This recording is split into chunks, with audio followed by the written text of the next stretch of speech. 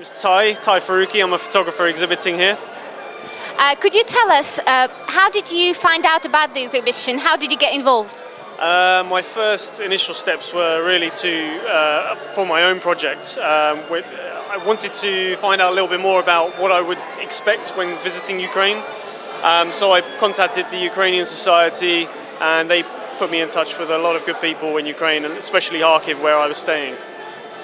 That's very nice. Could you tell us, how did you enjoy the works of other people? Because it's very important to compare your work to others, and you must have a certain feeling about their work. Yeah, sure. Photography is very subjective, but for me, obviously, I have a particular taste. I like to look at very striking images, and obviously the work you got here by Sergei is very striking indeed. He's sort of captured the movement, the essence, and also he's contracted a lot of eye contact in his photographs. So it's very easy to do, but it's also very difficult to portray in an image when it's out in print. Have you been to Ukraine at all, and how long did you stay there? I went to Ukraine this year in August time. I stayed there for 9 days. Went to Donetsk and the Luhansk region as well. Stayed there, slept overnight with the soldiers. Got a really good warm welcome from them. They gave up their beds. They didn't even ask me whether I wanted food. They gave it to me anyway. And I just got a really great reception from them.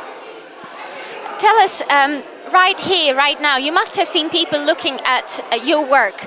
Are you satisfied with the turnaround of people? Do you think you got the message to them through your work? I'm satisfied with the people that are coming here. I think as a collective togetherness of photographers exhibiting their work, the message got across. We've got elements of culture, we've got elements of the war, elements of history as well. So I really do think that all of them together really do represent what Ukraine is and what Ukraine is about. But I do think that sometimes you can exhibit your work on your own and put your own story across. But for people to understand more, exhibits like these are needed. More of them are needed, indeed. Do you exhibit your own work somewhere? Is it planned to be exhibited somewhere? We can tell people about it, of course. Yeah, of course. It's going to be exhibited. It's going to be my own, which there's going to be 2 exhibits. One will be focusing on the sort of similarities between Bosnian war and the Ukrainian war. Obviously, 2 different subjects, but also at the same point, they have like very strong similarities in the post-war progression. So, as I sort of touched on earlier, was about the landmine issue. Countries that don't sign up to the Geneva Convention tend to go a little crazy with the planting of landmines. And in Ukraine, it's a very big problem at the moment. No one's really drawing enough attention to it. And I think it really does need to be highlighted before it gets out of hand. In Bosnia, this year I visited there, and they believe that it's going to be a minimum of 30 years before they start seeing any progression. Landmines are going off in the capital of Sarajevo. When mudslides start to come during the rainy season, they slip down further towards the housing, the residential areas.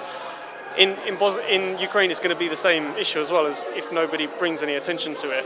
And there's no one doing that at the moment. I mean, let alone there being any coverage in the media of the actual war.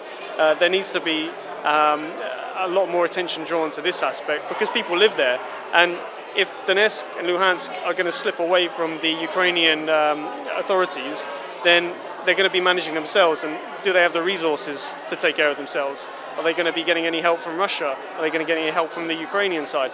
I mean, with the withdrawal of pensions and benefits by the state in Kiev, it doesn't seem like it's going to be a Ukrainian solution, so it's going to have to be an international community and get together, definitely.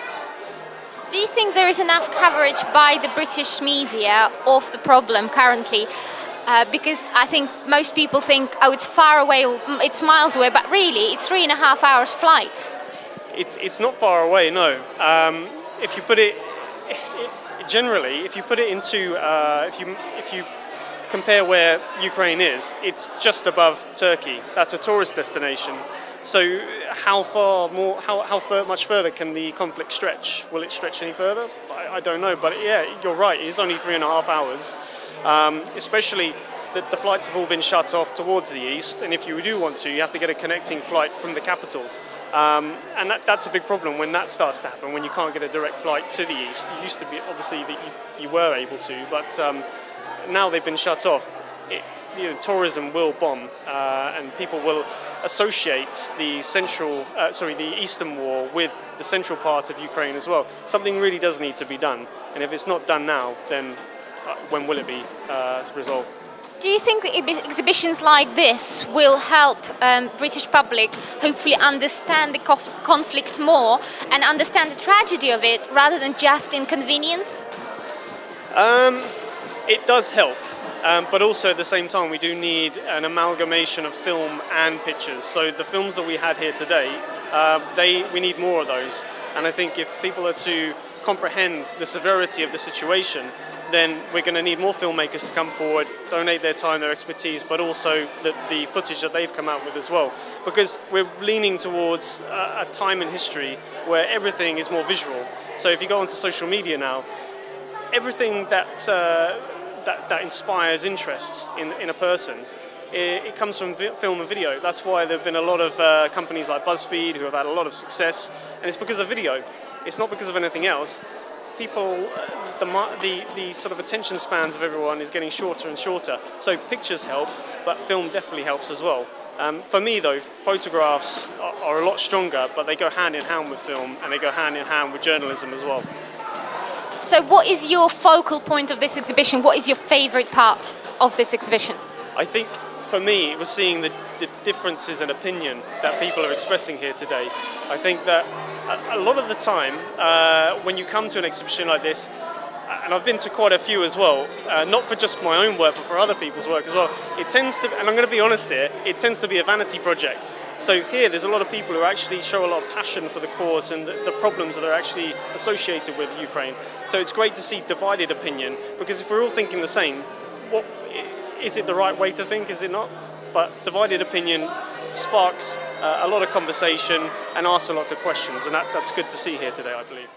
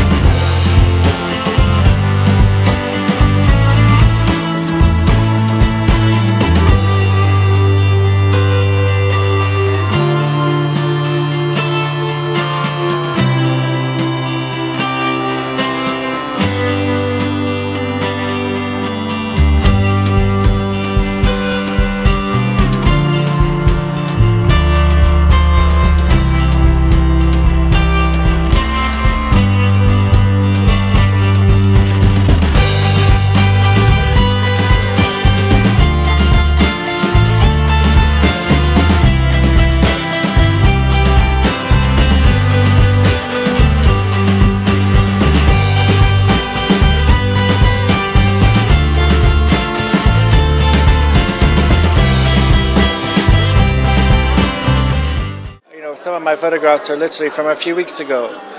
And I know a lot of galleries would want, 3-6 months or a year, to begin planning exhibitions. And so what we're trying to do here is actually very, up-to-date social commentary. So it's a challenge. So I understand why we're here. My hope is that the word will get out to a wider audience. So hopefully when it does happen and a chance will arise to exhibit your works to the wider audience, you will bring up your friends as well as people who don't support Ukraine yet. I mean, there have been some opportunities in Oxford where I live, some previous exhibitions in London, some things in Kiev. So yes, I would always be glad. I think the question of how you tap into kind of more mainstream media channels or a broader platform is an ongoing, in a sense, media PR challenge. But I think every step helps. So I think this, even to galvanize the already kind of aware and committed community is quite important. I think and I think it's helpful for people to realize they're not alone in their concern and their frustration about what's happening. So I know, being a photographer yourself, it's probably a bit conflicting talking about other people's work, but how do you feel when you look at these other pictures, at the photographs, and maybe some pictures of young kids which they draw themselves? I mean, I find it very helpful, informative to view the works of other photographers. I think it only adds to my own understanding of my craft, and to appreciate the perspective and the opportunities and the view that people have.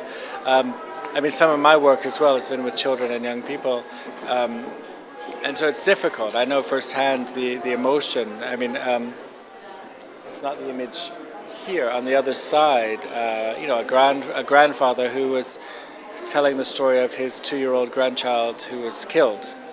And, so I have photographs of him, of her sister who survived, and hearing the stories, not only was she killed in tragic circumstances in the war, but after she was buried in the cemetery a few days later, there was another rocket attack and the cemetery was destroyed. So it's like this the emotions almost become overwhelming. It's hard to comprehend them. But I think in a way that process of listening to someone tell their story is quite, can be therapeutic. It can be part of a slow process of healing. I've done some work with soldiers, not too much. And I think, so I'm particularly interested when I see, for example, the work at the airport. That's a particular genre which is, very, very challenging. I think to be right there in the moment of conflict. My work, particularly with refugees, is more almost capturing the story that happens in the quiet moments, almost between the lines of conflict. And I think for many people that's a story that lingers, because I met with this family here. I took this photograph this May, but I had met them for the first time last July. So for almost a year they've been living in temporary accommodation. And I think for many people this really is the challenge. It's the challenge of what is life like now, because this temporary is extending now, and if you have children, you're thinking about school, you're thinking about jobs, and I think for a lot of people there's a real paralysis around the decisions to make. How do we move on? Should we move on? I've left a home behind, I've left work behind, and for me this is the next set of challenges for a lot of both for volunteers and for the people directly suffering. Almost, how do you help people to transition to the next stage of life? Because the idea of being in a shared accommodation, they're sharing a room with 4 other families behind curtains for 11 months. Okay, I mean, they're grateful they're not on the streets, but that is not a sustainable situation. But then, so. And just the last question about the name Fragile Independence. Do you think this exhibition covers fragile independence, the concept of it, the beauty of the culture and the devastation of the war?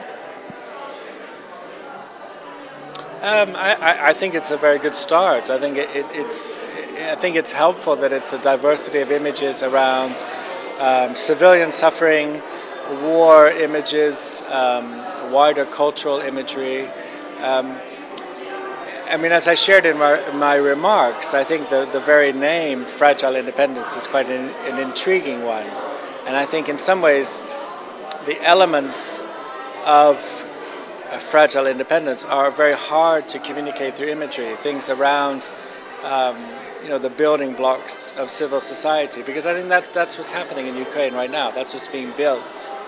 It's actually a much more socially aware democracy and the volunteer spirit. So I think possibly it would have been helpful to have maybe a little bit more of the volunteer spirit, the story of how the community is responding to what's happening in Ukraine.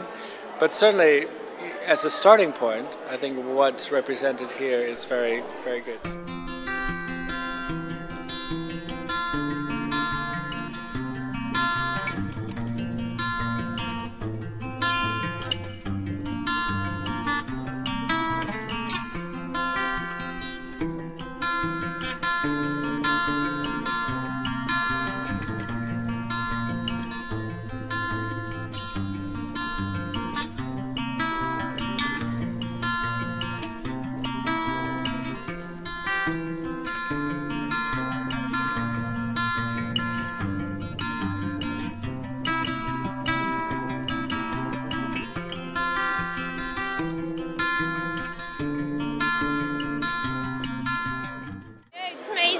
I really like it. I didn't know how it would look like, and I didn't know what to expect, but it's very good.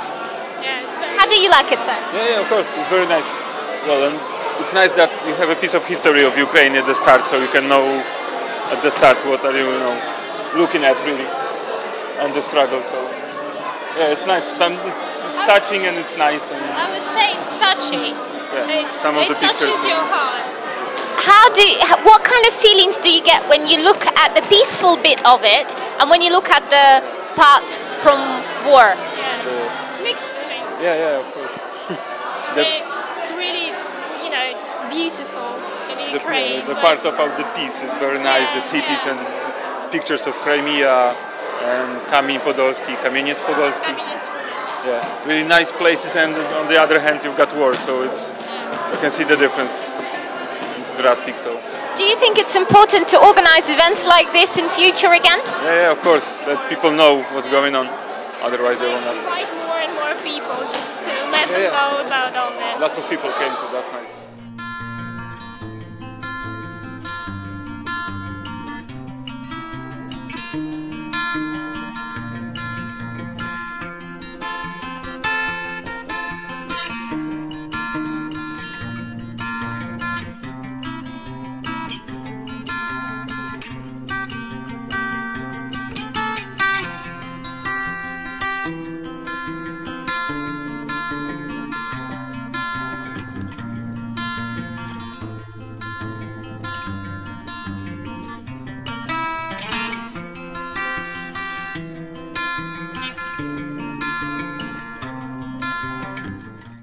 How do you feel? What kind of feelings do you have when you look at these pictures, which show the beauty of the culture, the beauty of the country, and then devastation of the tragedy that we have, the war conflict? Yeah, it just makes me feel really sad. Yeah, really sad. And I think it's very easy to see things on the news and be kind of disconnected from it. But when you're looking at pictures like that, it's a lot of the pictures, you just get the humanity of it, the people, that they're human beings involved. So, yeah. Do you think that it's important to organise events like this in order to give a better understanding to the British public of what's going on? Yeah, I mean, I think it's really good to find out more about cultures, and as I say, more of the what's underneath rather than just what you see on the news, which is all quite separated. So yeah, I think it's very good. Would you come to events like this in future, and would you possibly bring your friends as well? Yeah, for sure. Yeah. We don't get out much.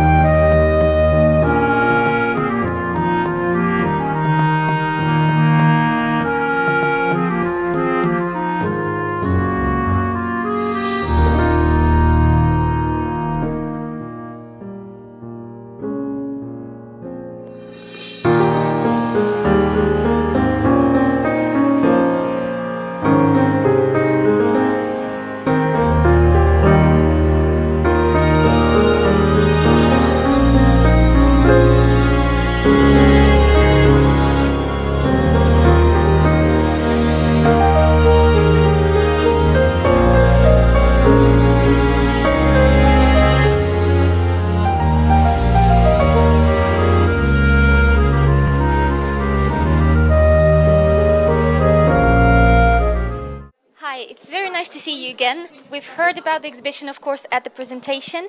If you could give us a little tour, maybe, of today? Yes. Yeah? Let's go. We can start from the first post and tell us about those little artwork of young kids. This site is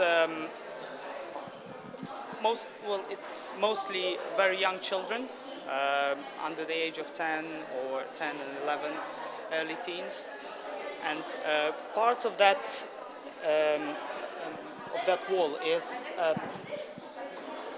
the theme was how I conquered my fear. So the way that it's connected to the rest of the exhibition is that children obviously they hear what's happening in the country. They hear from their family, they hear from the news, and they're trying to make sense of it. Obviously, many of the children have their parents in the conflict zone. And it's really frightening. It's really frightening for a young mind. They're trying to comprehend what's going on. They're trying to understand why this is happening. And as we had earlier today, a daughter of one of the photographers, she was asking him a question about why is our neighbor, why is Ukrainian neighbor, Russia, why there is a struggle between the two of them, why they're fighting, what's the reason for that? And it was a really good question, especially from a young child, because they're trying to understand, they're trying to make sense of it, obviously. They represent what they feel, and they represent how maybe how they would like to see the world, how the world is at the moment. As you can see on this side, for example, there is a young girl crying. There's people dying in one part of the country, and then there is a message which says, "I'm afraid of the war, but I believe in the Ukrainian soldier." It sends a message. It sends a message from the young person's perspective. Then there is another one, which is like breaking the shackles. It's a rope, but it's like breaking the shackles. So, and there is a different thing to obviously every single picture. That's a Maidan picture, as you can see, and it's actually really good quality for you. And there's a sniper. There's a 15-year-old. Yeah. And you can see it through the sniper's rifle, I guess. Exactly. It's very emotional. It's amazing how kids at such a young age can send a message like that. Exactly. The very bright one, what do you think that represents? That represents Ukrainian soul. I think for me personally, because every person sees the picture in a different way. So for me personally, it looks like that's a Ukrainian soul, and I'm not quite sure about what the emotion is, but it's because I couldn't help but read. It's hope, but I don't know. It's hard to explain, to be honest. I couldn't help but read that these pictures are from a small village miles away from the conflict zone, and still kids are involved and they think about that. Is that throughout the Ukraine, do you think? It is, and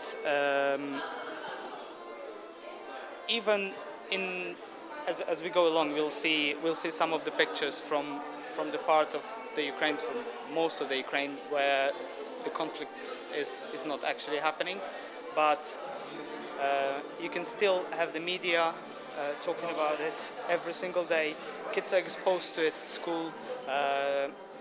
The families, they ask those questions. So they want to know, they want to understand what's going on, and obviously it's happening throughout the country. It's not only happening in Ukraine. You could see in the news, in Europe, in the US, everybody was talking about what's going on, because it's in Europe. It's basically almost in the middle of Europe, what's going on. So it's, of course it's... Let's move on to the next one. It's very conflicting emotions when you look at the board and you see some of the cultural places in the Ukraine, and then you can see the war and the conflict and the devastation, really. This is the contrast we are trying to show. This part of the country was at some point, not long ago, was very similar to this. Maybe not the architecture. Architecture was different because it's a more modern area. That's really old, and that's Kyiv. This is the new monument, but you have some of the old architecture on here. But what we are trying to show on the stands, and pretty much most of the stands they actually work in this way, is that we're trying to show the contrast or a story. So in this case, it's a contrast. And in here, it's very peaceful and tranquil on this side. And you can almost feel the same tranquility and the easiness from the guys who are surrounded by war, by bullets, and still they keep their optimism. Somebody said before, and I think many of the people, especially the ones who were in the war zone, those guys in there, they fight for each other. They support each other, and they're trying to make the best out of the time that they have together. When the ceasefire is in place, when there's no bullets flying, they're trying just to survive. You can see that they're probably from all different parts of the country, but they become friends. They become friends because the only person they have in that place is the person next to them. If I've heard anything about the Ukraine, is the spirit of the Ukraine is the spirit of togetherness, and I guess you can see it from these pictures. My personal favorites, and maybe you can help me talk about them, are these two pictures. The one of the father, which is really alive, and you can imagine maybe the fear that the kid has and the happiness that he has in being with his father. And my personal favorite is the one of a little dog by the soldier's feet. Dogs is man's best friend, as they said. And those little puppies, obviously, there's war going on there, and I mean, there's a lot of stray animals. There's a lot of stray dogs, obviously, from probably they had a home one day, and maybe the home doesn't exist anymore. And the soldiers, obviously, because it gives them a little bit of that warmth of a home, and as much as I can understand from my perspective. This beautiful little puppy, you know. Yeah, I feel the humanity of the Ukrainian soldiers when I look at it. I'm not afraid of him. I've heard a lot today about Sergei Loiko's pictures. Is there any reason why he stands out to most? The main reason that he stands out is that he has been covering conflict for many years. He has covered most of the conflicts which happened within the ex-Soviet states and where the ex-Soviet states were involved. And he also works for Los Angeles Times, which gives him that extra piece of credibility. He is the only photographer, he is the only journalist who was allowed into the Donetsk airport during the standoff between the two sides. He spent 4 days in there, and the pictures that you see in here is the part of his series about the airport, which is also came into the book, which recently released. It's called The Airport, and as far as I know, it will be translated into English as well. In this book is mostly the stories of the soldiers themselves, their conversations. The way he explained it, he didn't actually change much because it had to be real. So, as he said in his interview that many of those men that he photographed, they didn't actually make it. Didn't actually make it after that. But he shows the soul of the Ukrainian soldier. They have been there for 290 days, which. If you look at the place, this was a brand new terminal built for the Euro 2012. Look what's happened. So actually, people who come to your exhibition, or will come to exhibition in the future, has a unique opportunity to feel the fear and the devastation and the heroism of those people who spend their last few days in the airport of Donetsk. Yes, and I think that it's important to send this message across, and it's important that people see the actual faces. They don't just hear about this on the news, they actually see the faces of those people who are there. And perhaps in the future, I really hope that those soldiers are going to be looked after when they come back from the war zone. Many think that this must be the stars, but it's actually the bullet holes, are they? Yes, they are. Yeah, this is the result of the shelling. And this picture, this is probably one of my favorites. The way that it presents, that's what he calls it, stars, because it's you can see the level of devastation from the inside. You can see how the sun actually shines through all those holes in there. It's unbelievable. It's a really good quality picture. The photographer obviously has the eye for it. So this stand does show actually the aftermath of what is going on at the moment, which is still going on, although many people think it's gone because of the ceasefire, but it does continue, doesn't it? It continues. There is many people in that area especially. All that they can see in the part that they live is what they see on the news, which is shown there, which basically is built in the way for people to dislike Ukraine even more. And this is really painful. It's really painful. You can see those people, they lost everything. They lost everything that they have. On this stand, you show us a bit of Ukrainian culture, the tradition, against, again, our soldiers, our heroes, who are fighting for this culture to continue. This stand probably represents the initial idea of this exhibition. Is the contrast of the Ukrainian beauty and the actual conflict at the moment. Women in those photographs, they are family members of Ukrainian soldiers. You have daughters, wives, mothers of the soldiers. And they are dressed in national Ukrainian dress from different regions, different epoch, if you can say, for example. And on the other side of the stand, you have the men, which could as well be their husbands. And this is the connection between the two, another connection, which brings us back as well to the children's drawings. If a soldier receives this from a child and he hangs it in his tank, it gives him that thought and it gives him that reason what he's fighting for. What does it actually say on that picture? It says, preserve the sun. Preserve the sun for me. Again, the contrast is very visible, but why the destruction against the happy faces of children?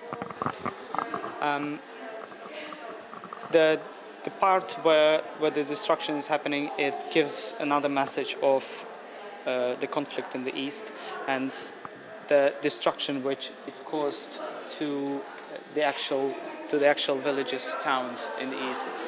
On this side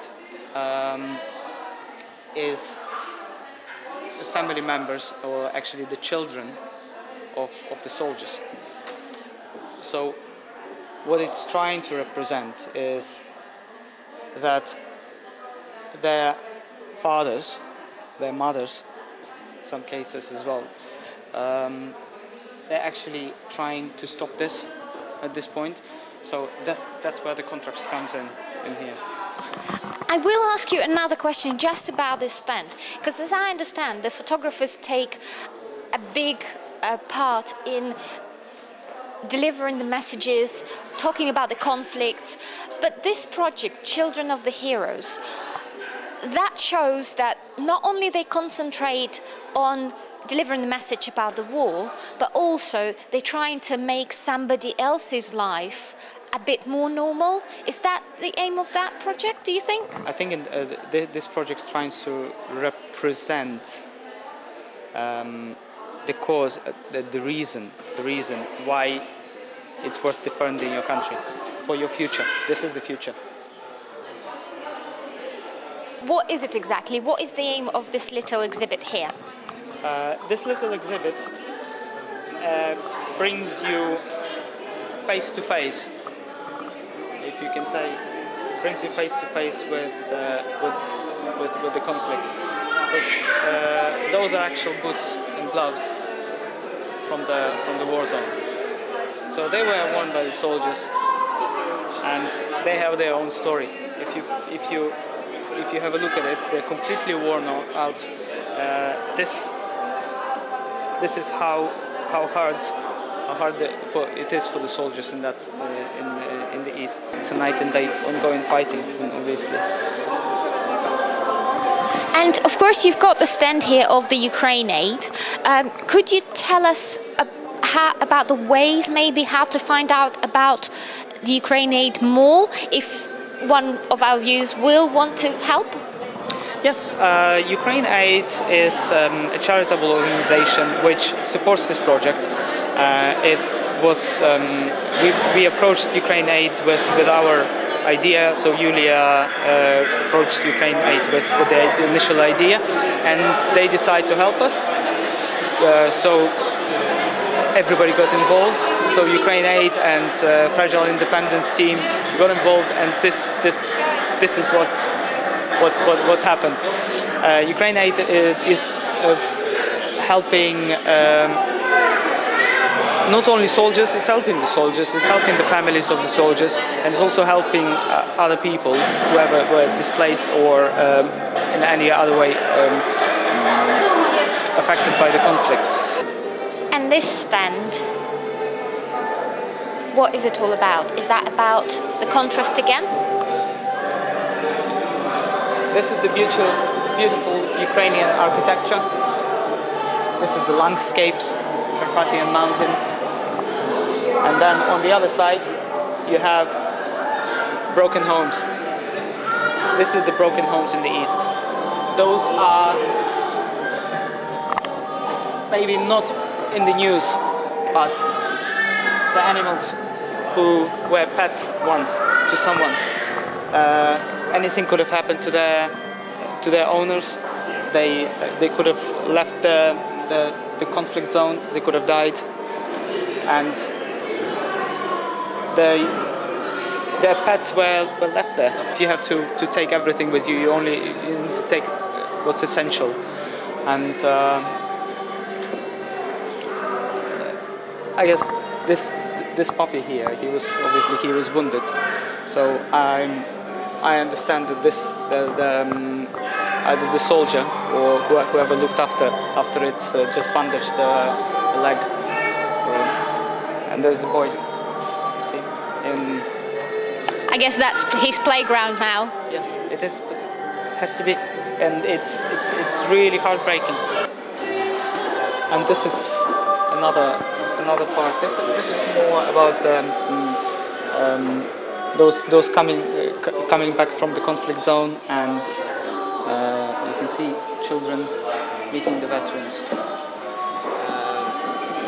This particular picture, it shows that the child is not afraid because she has men to fight for her. And this is like a combination from Ivan Bogdan and Tai Faruqi, who was one of our photographers present at the press conference today. Just day-to-day life of the soldiers, and as another best friend So, generally speaking, we've seen lots of people who showed their emotion, especially in watching the movie. Do you think you've reached your aim? Do you think you've shown what you wanted to show? It's a difficult question to answer. I'm certain that we did raise some awareness. As in any other case, it can be always improved. I'm quite pleased with the turnout, and I hope we'll have same or more tomorrow. And I think that it would be really good to preserve it, maybe develop it, show it to a wider audience. So you do have plans of expanding it and maybe showing it somewhere else? We definitely do. It's quite difficult to reach the non-Ukrainian audience in the same way as it is to reach the Ukrainian, because they have a different mentality, they have a different life, and it's very difficult to find the medium to actually reach out to them and for them to understand it, and to actually, if they understand it, they would know they're coming here, but why they're coming here, and they would actually want to see. There is a lot going on in Europe at the moment, so it's tough. It's tough, but I'm optimistic about this. I'm optimistic, and I'm really happy with the actual progress of the exhibition, and I really hope that we can actually make it into hopefully something bigger, perhaps a different venue. There are costs involved with that, and I understand that we would need to find a sponsor, perhaps, and for someone who would like to support, who would like to get involved in this, and just help us to send this message through. Well, we hope to hear very soon from you. Hopefully you will find a venue, you will find a sponsor, and we will see much more pictures of these beautiful photographers, a beautiful culture, and a very beautiful country indeed. Thank you very much. Thank you.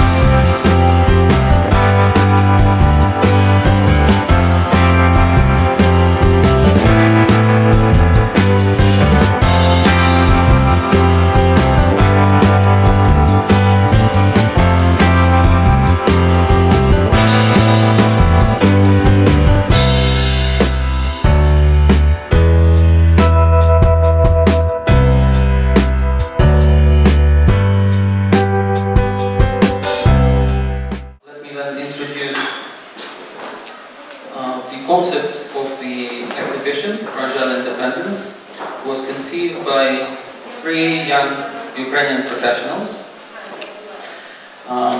Katya will speak about it shortly, but also I would like to mention Yulia Shian and Katya Bell and Igor Krysko, who were organizers of the exhibition, and Ukraine Aid simply was channeling efforts of the Ukrainian community. I should say that there is a great volunteer movement among Ukrainians in London. I would like also to thank sincerely to Association of Ukrainians in Great Britain, and Volodymyr Pavlyuk will say short greetings as well on behalf of the association. Distinguished guests, ladies and gentlemen, on behalf of the Association of Ukrainians in Great Britain London branch, I warmly welcome you to our community centre. Thank you for coming and supporting this worthy cause, Ukraine Aid, also the Ukraine struggle in this war against our northern neighbour. We wish you all the best, we wish everyone all the best, that you continue to support the Ukrainian cause and their fight for a democratic and independent Ukraine. And also it's being born of Ukrainian descent, our fathers who came here after the war, built community centres, built churches. It seems strange after so many years here that we seem to be back to square one, and we're continually fighting for independence. It seems no end. And thank you once again for coming, and wish you all the best for the future. Thank you. Let me pass now to Katya Zhukova, who was one of the organizers of the exhibition in the first place, and she will talk about the concept. Hello everyone, and thank you very much for coming. It means a lot to all of us. So I just would like to say a few words about the exhibition itself. So as Ukrainian anthem goes, souls and bodies were laid down all for our freedom. Currently Ukrainians are forced to prove it with their actions, not just their words. And unfortunately for many of those, it costs their lives, and it's very tragic for the country. So Fragile Independence is the photography exhibition dedicated to all those who are currently protecting integrity of Ukrainian territory and its independence. As current events in Ukraine show, peace is fragile and it can be easily lost when you the least expect it. We have to stay united, we have to stay all together to preserve it, as the world is too small and we never know when and where the disaster might strike next. We would like to show you Ukraine that you're probably not used to seeing in the news. Ukraine that can be seen by those who have been born and brought up there and who are now fighting to protect its independence. It's a very beautiful and culturally rich country that is now torn apart by an unwanted war. I would also like to mention that all proceeds from this charitable exhibition will be forwarded to Ukraine Aid and will be used to help those affected by the conflict that is devastating the east of the country at the moment. And now I would also like to introduce two photographers whose works are present at the exhibition but who are not present today, unfortunately. I would like to draw your attention to the blue stand on the right-hand side from you that has the photographs of a famous photographer and reporter from the Los Angeles Times. His name is Sergei Loiko, and he was the only one photographer who has had access to Donetsk airport at the time of one of the worst fights for it. He was living with known heroes who were fighting for the airport for many long days.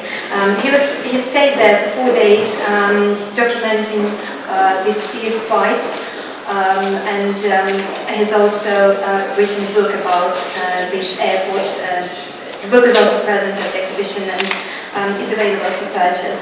And the second photographer I would like to introduce, Ivan Kravchyshyn. We will be able to watch the short movie that he's put together in a few moments, but I'd just like to introduce him to you as well, as his movie and his works. They represent the main theme of our exhibition, the contrast between the unwanted and unnecessary war and the beauty of the country and its people. He has depicted family members of the soldiers who are now protecting their land. Mostly it's their daughters, wives, mothers, beautiful women wearing Ukrainian national dresses. As he said, he wanted to make this project to remind the soldiers who are they defending, who are they protecting, and who are waiting for them to come back home. So you will be able to see his works on the stands here, and in a second we will be able to watch the movie that he's put together. And once again, I want to thank you all for coming. We really do appreciate all of you being here today, and it makes a huge difference not only for us but all that we are supporting. Thank you.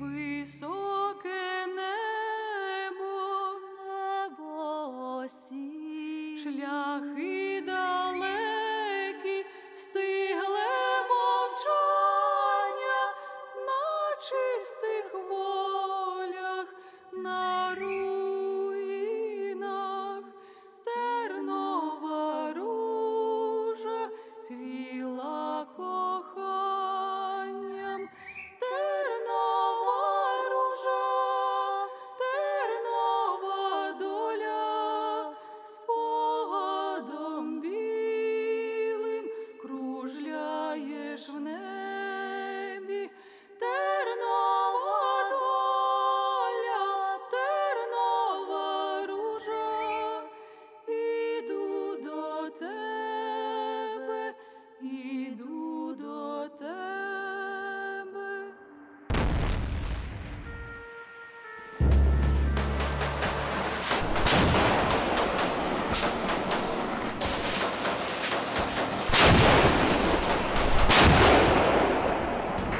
Передаю привіт своїй коханій дівчинці Дружині.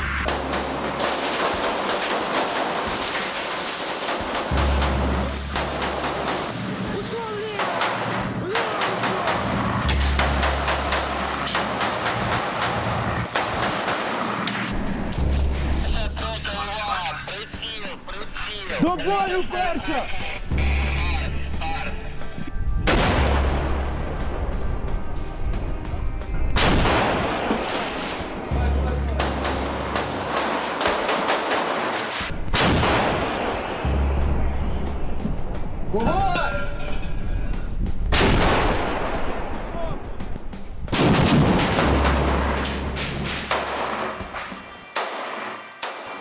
Нас розлучили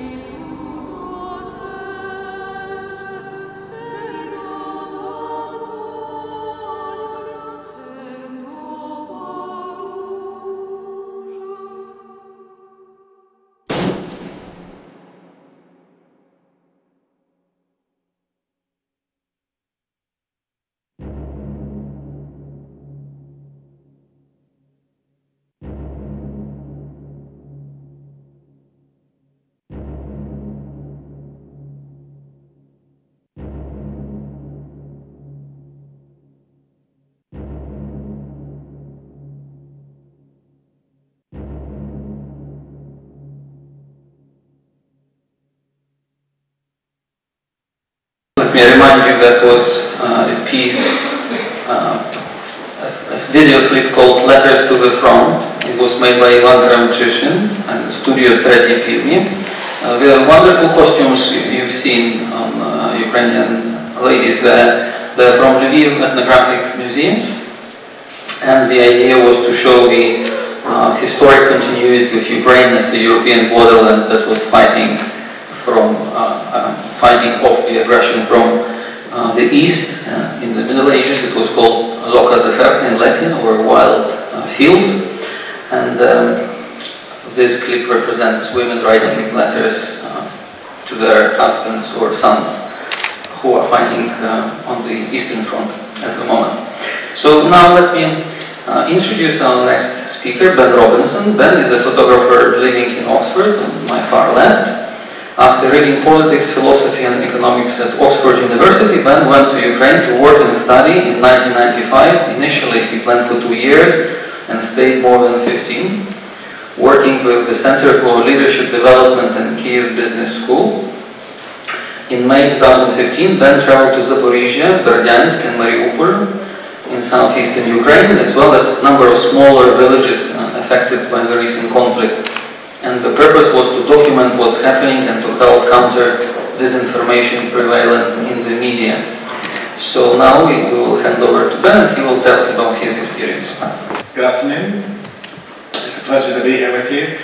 I'm less familiar being this side of the camera, so it's actually a good experience. It makes me realize how my subjects feel a lot of the time. It's a pleasure to be with you. It's a short visit to come from Oxford, so it's great to see you. And to see the video as well, as an introduction to our discussion today and as a background for the exhibition. You know, the beauty you see in the film is very powerful, and also you sense the resilience, you know, the perseverance of people, in a way stubbornness, which I have come to certainly appreciate, perhaps even love, you might say.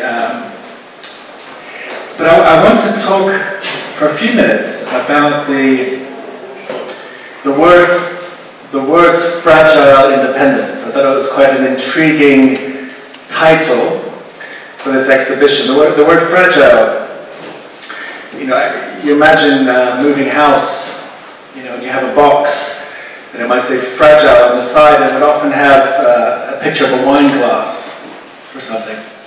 And it would give you some fairly basic guidelines. It would tell you this way up. Right? We put an arrow, you know? And so you're looking at this box, you're led to understand that there's something of delicate nature inside.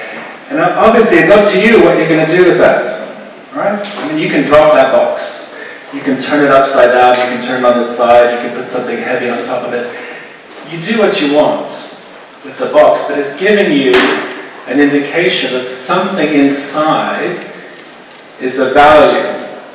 And for me, when I think about independence and the fragility of independence, it's because there are certain things, in the same way as you imagine this way up on the box, there are certain things that come together to make independence possible. Right?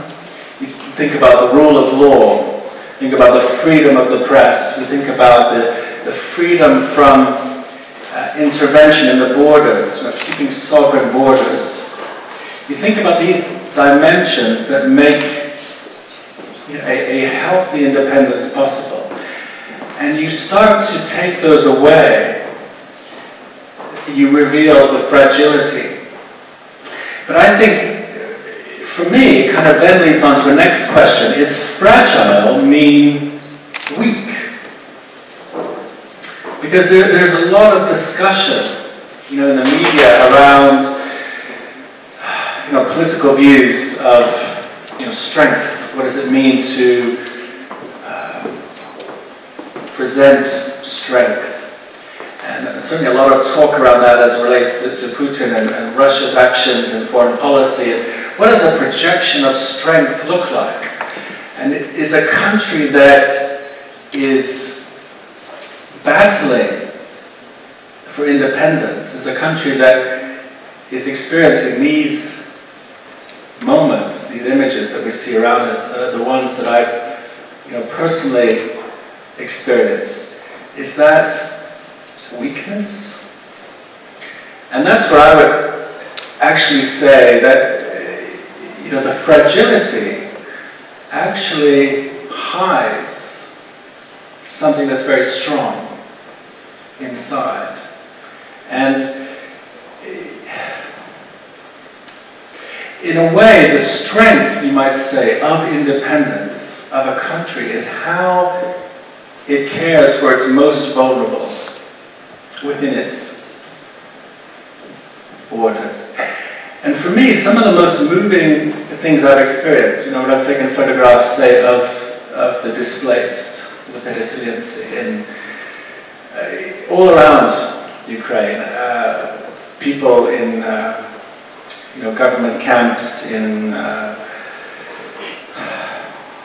Krasnoyarsk, I'm just trying to remember, near Zaporozhye, and also people, fascinatingly, who have come from the east and been moved, living now in the west of Ukraine. And for me, the whole mixture of complicated stories is very powerful. I've seen volunteers that are taking supplies into places where people accept those and want that help, but at the very same time are angry and bitter and are blaming those that are bringing help. Perhaps in some ways even wishing them harm, giving their position to separatist forces. And I asked my friends who are volunteers in this situation, why do you keep going then? Why do you keep going? And it's because, the answer that comes back is because we are a country, and this is what you do. And I think the real strength of a country comes out in moments like these. How you help those that are most vulnerable, and how you even help those who are perhaps opposed at the moment to being helped. Now this is very controversial, I realize, and it's not simple. And I've been in situations where people have stopped that help, because in some ways it's perhaps promoting a kind of dependency, which is unhelpful. There's lots I could say, and I will close shortly just to open to questions for my colleague. When I spoke recently at the Ukrainian Institute with perhaps a fuller collection of some of my photographs, I used an analogy that comes from the Bible, from the Old Testament, and the life of Solomon. And for me, it remains a quite striking analogy. And you may be familiar with the story, you may not, but Solomon prays and asks God above all things for wisdom. And in the story we read in the Old Testament, God grants this wish, and he's given wisdom. And this wisdom is put to the test immediately. Two women come before him, and are both claiming to be the mother of a child. One of the mother's children died in the night. Perhaps they rolled over on the child and suffocated. So they both are claiming to be the mother of this child. And Solomon's difficult task is to try to determine who is telling him the truth.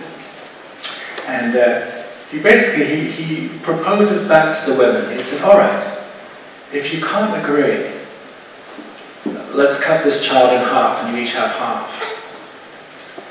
And the false mother, the one who knows that her child is in fact dead, says, oh, all right then, that seems fair. The real mother, who knows in her heart that this is her child, says, no, I'd rather you take this child.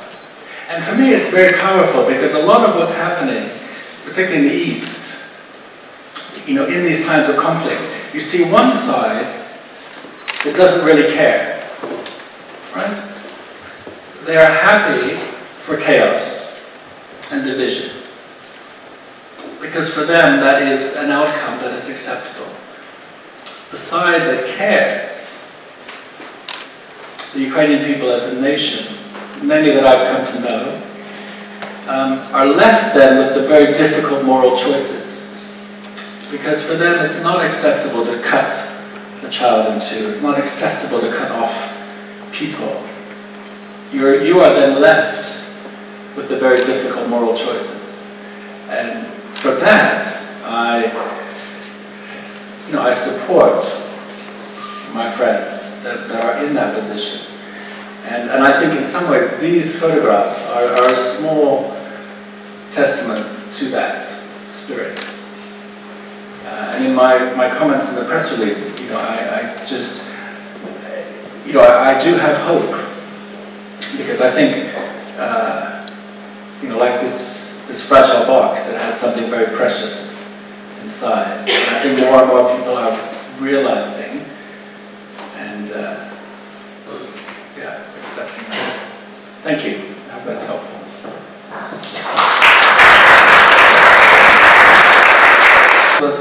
Let me introduce Ty Faruqi. Ty is a professional photographer based near London. He specializes in product and portrait photography.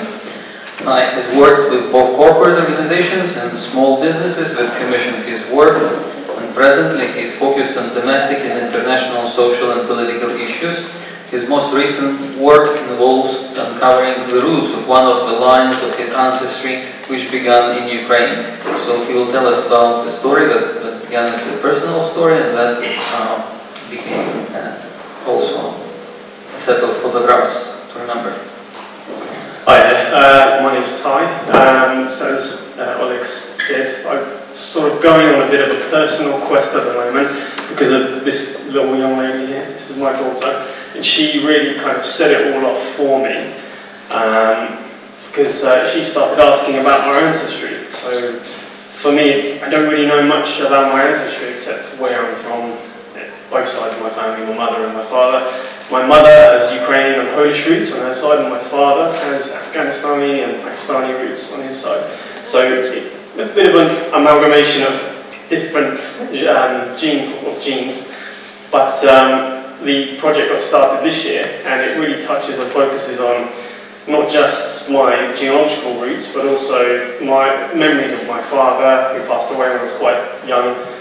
Didn't really get to know him either, so it was more intriguing for both myself and also my little one. So we started in Bosnia this year, and that really sort of took focus on more of a memory of my father. And then shortly after, it started in Ukraine, which was quite a fascinating insight, because initially when I told people I was going there, the first thing that they said to me was, "Why are you going there?" And I can understand why, because we have a huge presence in this country of certain television news stations who have taken a very big stance in the war, putting their opinion in.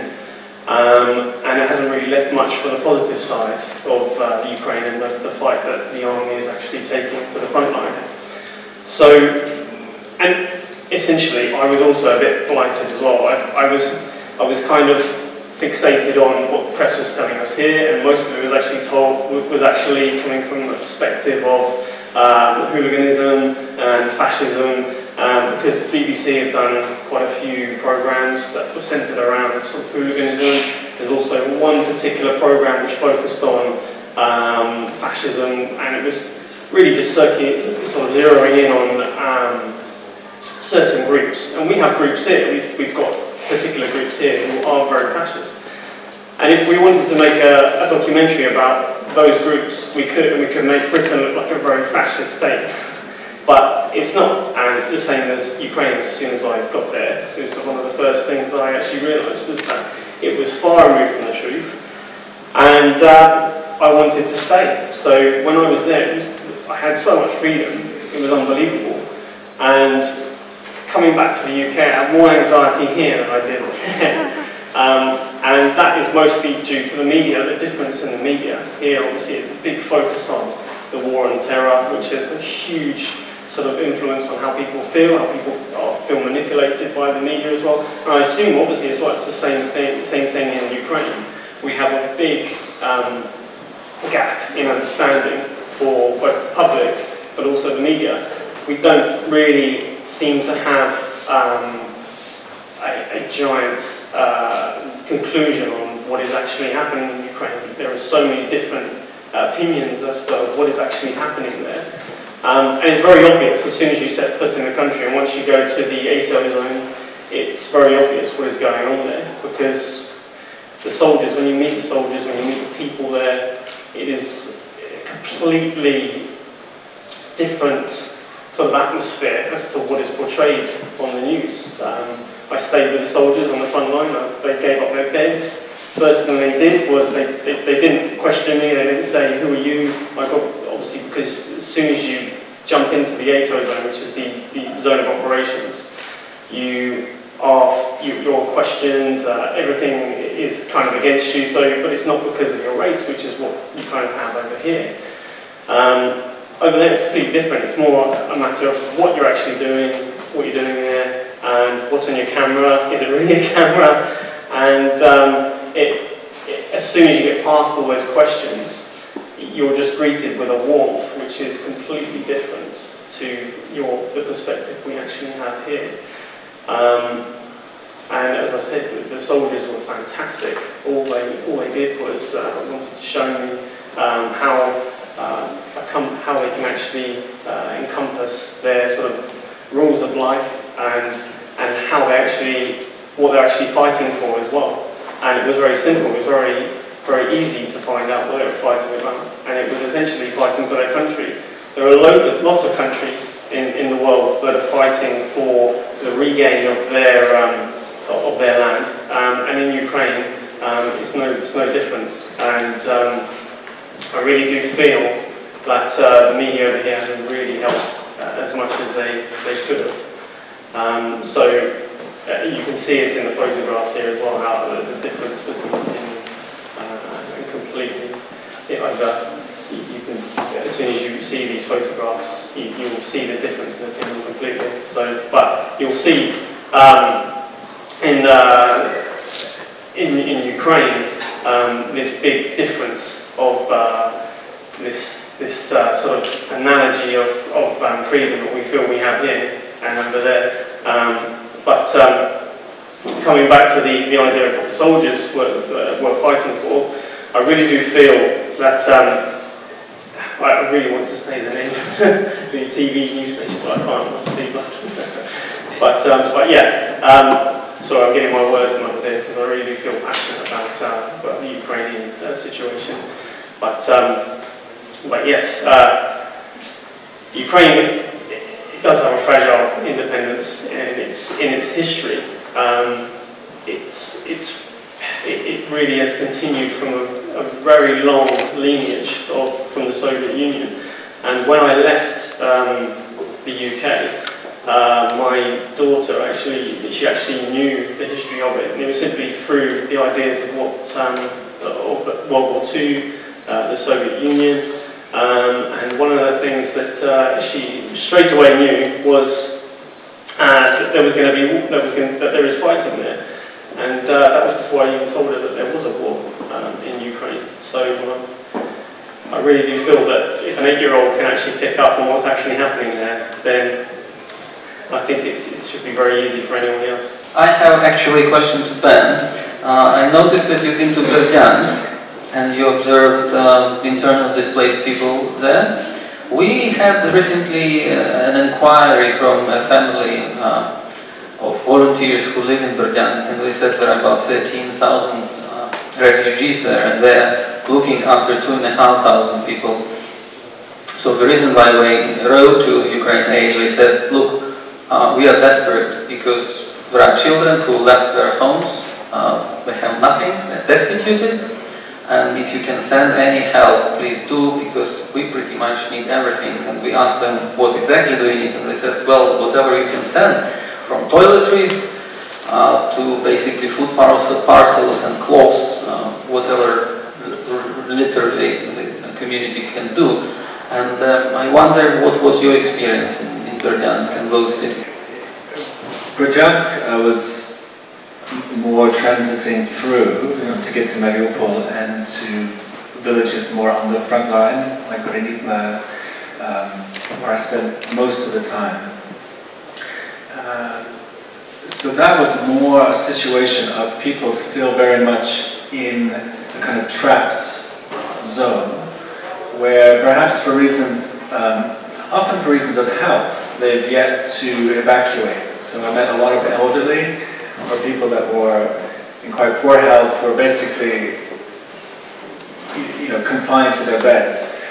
And there it was clearly the very urgent life and death situation, really, of basic supplies, food and water. We came in for an afternoon, not really expecting we'd be able to reach that village, and because there were numerous military checkpoints, but we were given permission to travel. When we got to the village, the mayor, the head of the local council, gave us a list. She quickly wrote out a list of people that she felt were most vulnerable. And she'd been doing a remarkable job. I mean, this is a village where there's, power is often out. There's very little access in and out. So she's often making a quite difficult journey to bring pension money into the elderly in this town. So we had this list. We went around the houses the best we could. And in one place, the people weren't home. But as we were leaving, an elderly lady from the next door came out and very kind of, in a very sheepish, kind of quiet way, just said, "I see you're delivering supplies. Do you happen to have an extra box?" And we wouldn't have, except that this one family wasn't home. And so we said, yes, we do. And she said, "Well, I'd be very grateful because I haven't had anything to eat all day." And at moments like this, and I know they're repeated countless times and in countless towns, but it's very moving. You wish there was more to help. You wish there were, I think in a few of those conversations though that afternoon, and in some of it comes out in some of the photographs when people are really quite overcome with emotion, with a real desperation. And I think part of the message, though, was to say, look, you didn't, this help today wasn't expected, right?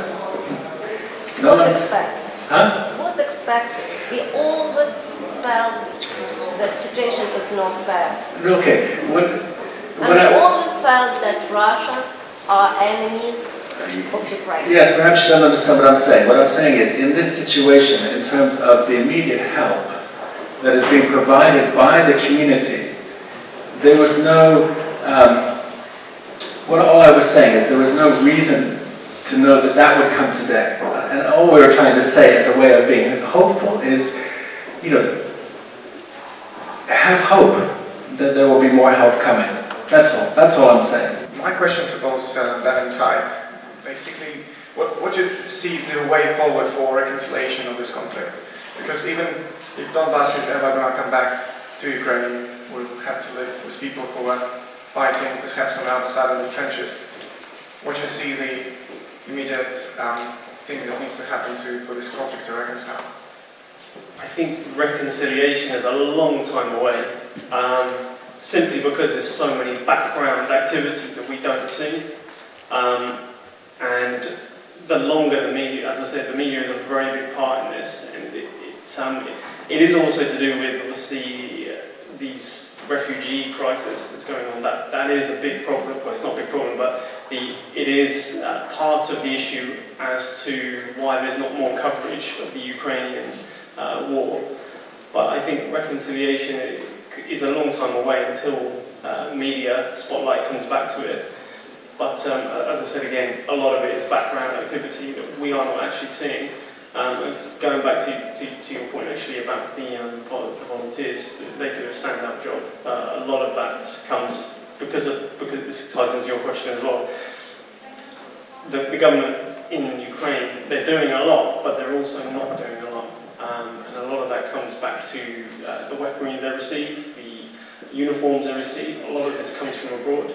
So little things like this need to be, attention needs to be brought to this first. Once these have been resolved, these problems, then they can really start moving forward and start to, if they want to, and start to actually resolve the problems that are actually occurring on the front line. It may be a diplomatic solution, but a lot of the soldiers there were telling me that they don't actually feel this will actually go away. They actually feel that it will escalate in anything, if anything. In different conflicts in recent times, we often have this phrase that goes together, truth and reconciliation, commissions, that in a very deliberate and slow way try to rebuild and bring about, cohesion in a community. And I think it's powerful that those two words have to come together. Reconciliation in the sense of, a ceasefire, peace, let's stop the killing, let's try and bring about peace. But the truth is actually quite a powerful concept. And I think this is where we are still very great distance away from bringing about that kind of lasting reconciliation. Because on the other side of this conflict, on almost every point, from the beginning of the conflict to the present, there is a very distinct lack of truth. And it has become so deeply embedded that it's hard to see how they will unravel and unpack that and actually come to a place of honesty. And that's where, again, back to what I was saying at the beginning around fragility, actually part of what I see in Ukraine over this last year, 2 years, is actually a growing honesty. And part of that honesty leads to frustration, like this lady is saying here. And it's not just the frustration of this year. It's a frustration about, a multitude of missed opportunities in terms of governance, decisions, allocation of resources, transparency. Not serving self-interest, but serving the country. And this is a struggle for 20-odd years. Well, more, many generations, but let's just focus in more recent times. And I think there's an honesty now, which is by no means, resolved. There's a constant battle. And I don't want to get into a lot of the current political debates. I appreciate there's a lot of frustration, but I also believe there has been some encouraging progress the last 2 years. So that honesty, if you like, and I think you see it too because Ukraine and Ukrainian media and Ukrainian discourse is not afraid to be self-critical. No one here is, there's no pressure to praise Poroshenko for every decision he makes, or his cabinet. There's no pressure to kind of somehow produce a sanitized version. There's the freedom to actually be very self-critical around things like the refugee response, around all kinds of things. And you don't see that on the other side at all. And that's why, I fear that we're some ways away from this kind of resolution. But I believe firmly that any resolution in the long term will have those two components, truth and reconciliation. Hello, my name is Shreya, and my question is why Russians and Ukrainians are enemies, because I don't know much about Ukraine because I didn't know my nana was half Ukrainian. I would like to know why they're enemies. Thank you. Children knows the best questions. It's very long and complicated. A lot of it is most likely to do with history. And that sounds like a very vague answer, but history really does repeat itself. And sometimes in different ways, and this is just a different way. I'm sure that a lot of the Russian and Ukrainian people like each other, but there are different people who have a bigger control of that politics that want different. So it's very long and complicated, but it really does lie in the sort of hands of history. And I think you know a lot about it from your homework in Russia you did. I would actually say, in fact my child of a similar age asks us the same question at night, and there are times when the answers can be surprisingly simple. And I've told my son, I said, you know, there's times when a bully wants something, and a bully tries to be strong. You may think he's strong, but in fact he's afraid, and is actually quite weak, and he's afraid more than anything else that he will be seen to be weak. And for me, I know that's a very simplistic distilling of events, but I honestly, you know, when I look over the last 2 years, all the way back, you know, before Maidan, November leading up,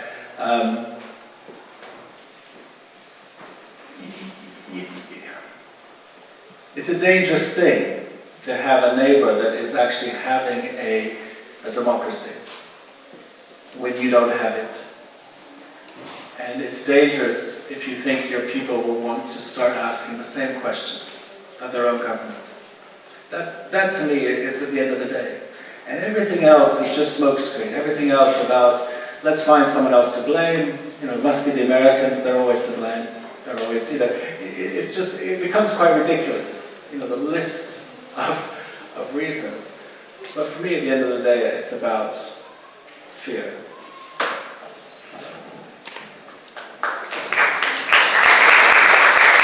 I'd just like to add to that as well. Ben made a really good point there about people being very fearful.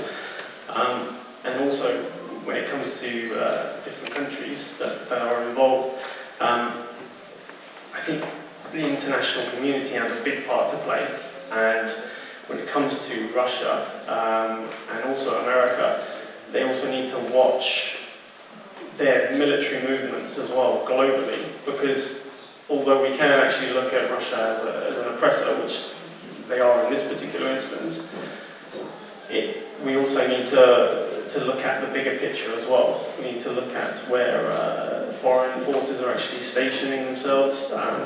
Do think actually sometimes a lot of the war games that go on around Russia, not in Ukraine but outside of Ukraine as well, do provoke not just Russia but other countries as well, because they do see this as an aggressionist force, but also Russia do the same also. So I do think it is a massive picture that needs to be read and actually looked at before we actually make any swift judgment. I'm sure there's actually lots that world leaders actually know that they're not actually telling us, but I also do think that truth really is out there, but we just need to really just puzzle it and put it together. It's not as simple as we actually do think it is. Thank you, gentlemen. Now I will know what to tell my daughter, why Ukrainians and Russians are in conflict. When I introduced myself at the beginning, I'm probably a weirdo here because my parents came after the war, and I think that the context of this Russian-Ukrainian confrontation just can't be taken over the last 2 years, You know, I'm sure there are Russians present here, and I apologise for what I'm about to say, but this historical confrontation has been going on maybe for the last 200-300 years. It's not something that's happened over the last 2 years. You know, Ukrainian independence, the road to independence, to having your own culture, language, traditions, has been going on for, you can say, 50, 60, 100, 200 years. You know, and I apologise again. Russia is a big country, It has yet to become a great country. And once it starts to recognise and respect in its neighbours, then that's when Russia will generally be accepted onto the world stage. And there are many Ukrainians in Russia that do get on there, but because I'm speaking generally from what my parents told me, what my father told me, My father told me, after when he came to this country after the war, my father told me when I was growing up in the 1670s about the Moscow, the Russian neighbour, until the Ukrainians start to accept themselves, that the northern neighbour will always have this bias, unfortunately, a total disregard for Ukrainians. I'm not saying it's a racist disregard, but I'm saying that's something that we should really address, and we should really address to the Russian people themselves. Russia is a big country, it's about time we became a great country. Separatists who just searched them, and that just portrays you how complex it is. And I am a Ukrainian citizen.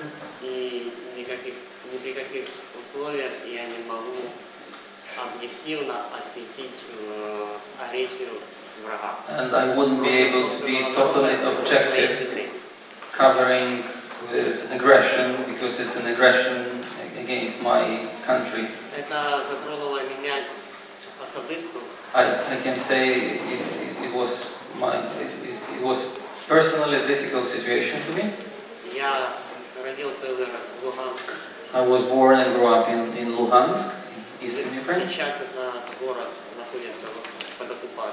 And this city is at the moment on the temporary occupied territory.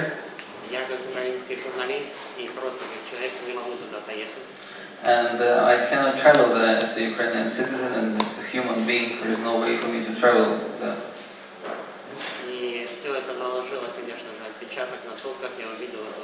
So it has an impact on me, how I perceive this conflict. The floor is yours.